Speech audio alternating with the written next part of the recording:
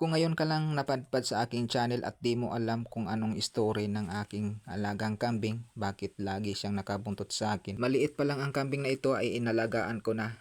At hindi ito pinapadidi ng kanyang nanay kaya binilan ko ng gatas na nabibili sa tindahan at pinainom sa kanya. Ang resulta ay labis na pagtatai at yun ang dahilan na naging 50-50 ang kanyang buhay noon.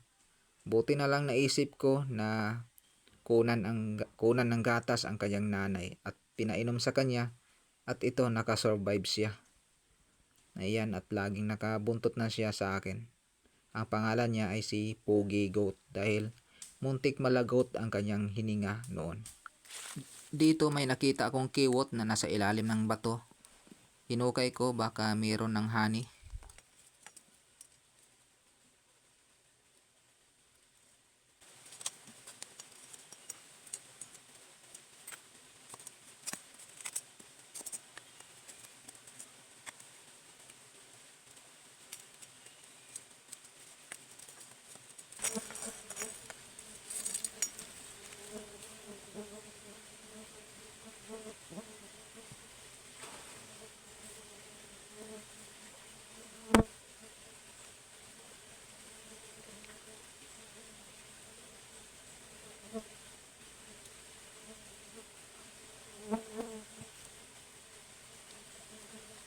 Ito, tae lang ng kiwot ang nakuha ko dahil wala pang honey o pulot.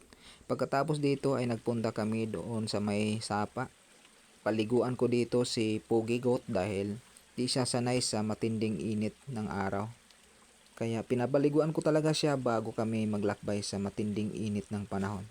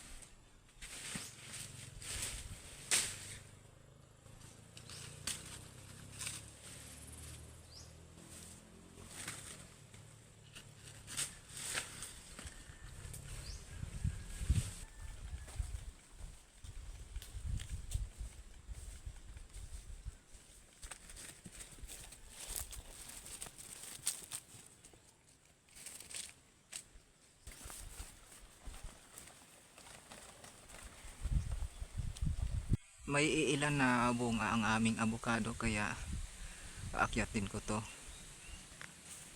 Baka makakuha kami ng 1 kilo.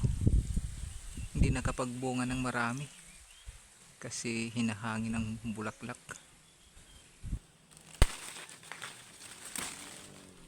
Oh, dong. Dito ka lang, dong. Pugigot. Dito ka lang, ha. Kasi aakyat ako sa puno ng avocado. Dito ka lang. Naiwan ka lang dito sa baba. Ha? Dong. Dito ka lang, ha. Nung nasa taas na ako ng puno ng avocado ay hinahanap ako ni Pugi Goat. Lele.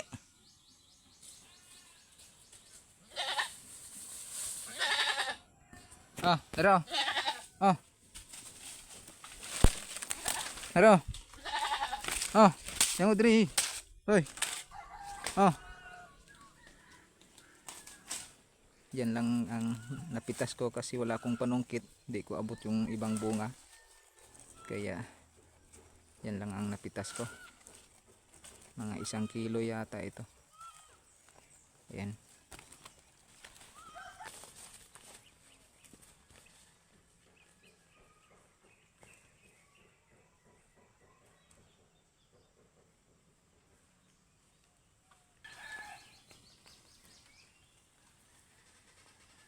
Dito kumuha ako ng panyawan para ibigay ko po sa aking kapatid na may sakit na gout.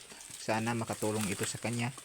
Paano ba gawing gamot ang panyawan? Simple lang, hugasan muna ito at putol-putulin ng maliliit.